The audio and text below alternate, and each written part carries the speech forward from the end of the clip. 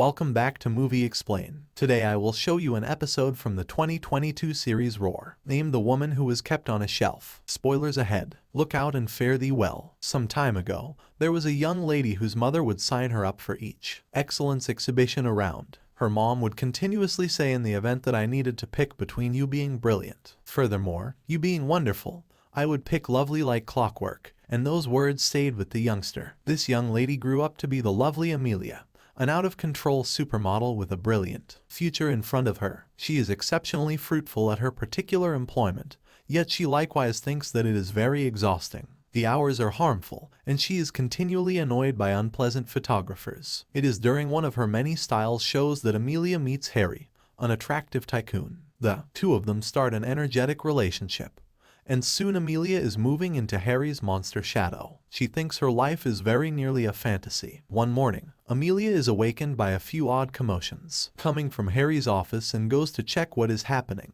finding her sweetheart setting up a Goliath rack on the wall. This is intriguing for Harry on the grounds that he as a rule likes to employ an expert. Be that as it may, today he professes to be propelled. The rack isn't so much for his books or prizes. It is a gift for Amelia, who sees as the present exceptionally sweet yet doesn't think every one of her shoes will fit in it. That is when Harry explains the rack is in a real sense for Amelia herself. He believes her should stay there day in and day out. She will have an ideal perspective on the pool and Harry's work area, so this will permit him to look at her while he works. He thinks this will make him powerful, and he will send off 100 organizations in light of the fact that by taking a gander at her he could continuously recollect what he has, never fail to focus on what's going on with all. Amelia could do without the thought definitely and reminds Harry she needs to work. However, he simply answers she ought to stop since she loathes her occupation at any rate. Harry thinks she is too professional to carry on with a common life and needs to ensure she will at absolutely no point in the future need to stress over anything.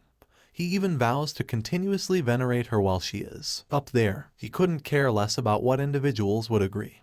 He simply continues to demand that this would make him the most joyful man on earth, so Amelia yields and acknowledges to attempt. Harry helps her trip the stepping stool so she can sit on the rack, then, at that point, gives her a cushion so she can be more agreeable. Prior to removing the stepping stool, he says this is a decent perspective on a pleasant life. Then, Harry goes to make breakfast for the two of them, and now that she is separated from everyone else in the room, Amelia starts attempting to pursue the cumbersomeness away and focus on solace. In a little while, Harry and Amelia get hitched. However, in any event, during the party, Amelia invests her energy sitting on the rack while wearing her wedding dress and watching everybody blend and visit. When Harry offers a little discourse, he requests a toast for Amelia, and she ends up complimented by having that large number of eyes on her. Afterward, after sunsets and everybody has returned home, Harry brings back the stepping stool and enjoys the wedding night on the rack with his new spouse. As days pass, Amelia attempts to keep herself occupied in various ways, such as understanding magazines,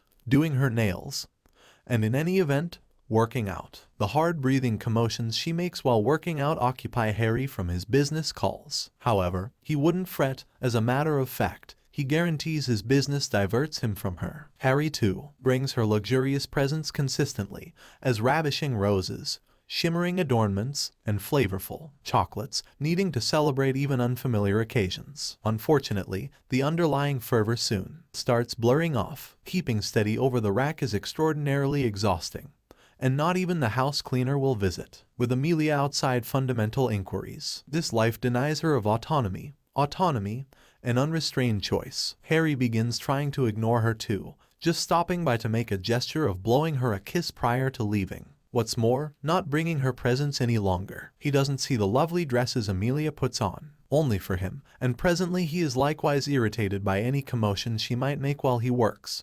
So he will overlook her endeavors to begin a discussion and won't actually permit her to murmur a bit. Tune all things considered, she has become nothing else than an improvement on the wall, a strict, gorgeous spouse. One evening, Amelia draws out her generally fabulous dress yet, wishing Harry would essentially look at her. All things considered, Harry sees that the regular light isn't arriving at his work area, so he requests that his representatives assist him with turning it around. Presently, Amelia is stuck watching the back of her significant other's neck, and she cannot stop the tears from falling any longer. After 3 years, Amelia is as yet sitting on the rack. She hears Harry returning from work. Be that as it may, he doesn't come to see her. He has become far off and exhausted of her. Amelia calls out to him, also, even starts shouting, yet this actually doesn't stand out. This is the back-breaking problem that at last breaks Amelia, causing her to conclude the time has come to get off the rack finally. This is more enthusiastically than it looks. The distance to the floor isn't extremely high, yet entirely after so many years stood up there, Amelia's viewpoint is very rapt. As a test, she works on telling her show that she needs to separate, then tosses it out. However, seeing it fall just aggravates her trepidation. In any case, still up in the air to leave, so she rehearses with the subsequent shoes and acknowledges she needs to go out on a limb. Amelia gradually starts to advance down until she cannot clutch the rack any longer and tumbles to the floor. According to Amelia's point of view, it is a long, startling fall. However, she really comes to the floor rapidly and safe aside from some irritation. It is difficult to stroll following quite a while of not doing as such with legs that have become decayed. So Amelia utilizes furniture to help her stand up before leisurely and clumsily strolling outside, prepared for an educational encounter brimming with self-disclosure. Feeling the breeze on her face again pleases Amelia, and soon she starts investigating like a child seeing the world for the first time. While spinning around in joy, Amelia touches the pool water, tosses out a pack of tennis balls, and moves through the house's passages prior to putting on her shoes to go to the road and move inside the mail truck, which takes her downtown. At the point when she arrives at the city, her offbeat conduct go on as she acquires trust in her strolling to move rapidly and at long last feels like she is essential for society once more. Amelia embraces the truck, expresses howdy to outsiders, moves on top of a table, and even asks a person for a ride on his Vespa. The outing is bunches of tomfoolery. Furthermore, when they arrive at the coast region, Amelia gets off to continue to investigate. She hits the dance floor with an outsider. However, she likewise removes a man's stopping fine, joins a yoga bunch, pursues a canine, and at last advances toward the ocean side, where a blaze horde joins her in her moving. Then, she runs into the ocean, and being hit by a virus wave is precisely exact thing she really wants: to be taken back to the real world. Subsequently, Amelia attempts to visit for certain outsiders. However, they are not intrigued by her satisfaction and decline to loan her a towel when she inquires. Feeling cold and forlorn, Amelia chooses to meander in and out of town again until she goes over a makeup store, seeing a few ladies getting makeovers and the condition of her own face on the appearance in the window. Her mascara has run and her concealer has generally washed away. Needing to feel pretty once more, Amelia enters the store and uses the free examples to tidy up her face, immediately feeling improved. At the point when she doesn't look tousled any longer, one of the agents, Jordan, is dazzled by Amelia's makeup abilities since she works here, but it took her some time to get that benefit. Jordan contemplates whether Amelia is a makeup craftsman, so Amelia rapidly remedies her and makes sense of her work is to sit like a prize for a tycoon. Shockingly, Jordan doesn't pass judgment on her for it, since her mom instructed her that what is important is to be content. Amelia answers by sharing her own mother's excellence over Cerebrum's reasoning, and Jordan tells her she doesn't need to pick. She can have both. This is a big deal to Amelia to hear, on the grounds that she never considered it that way. Before Amelia leaves, Jordan attempts to sell her something since she deals with a commission. Yet, Amelia must choose the option to turn down the proposal since she has no cash on her. Minutes after the fact, Amelia returns home and gazes at the rack for some time. After some faltering, she gets a fire poker and starts raising a ruckus around town to obliterate it. It is delayed at first on the grounds that obliterating such enormous things is dependably frightening.